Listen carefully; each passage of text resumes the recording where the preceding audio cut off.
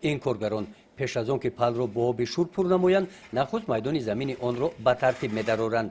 ساحل جایهای ویران گشته آن را برقرار ساخته برای تازه و پاک نگاه داشتن نمک علف‌های بیگانه را کنده می‌پرتویند.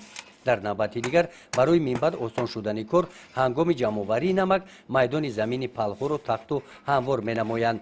در بریگاده تورخان بابویف که آنها 6 نفر میباشند تا ماه می به همین مانند باید آنها 56 پل را برقرار سازند.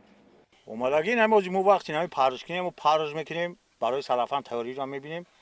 بعدی که پلو را روز کردیم سلفان میبانیم او میبانیم پلو را بعدی پلو او بستن بعد نمک که وقتی تئور شد بعد نمک واردوستانش بود.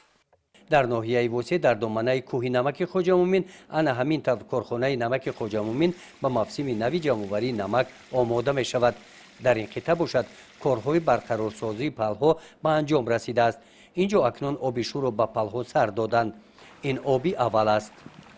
این نمک حاصل موسم امسال است.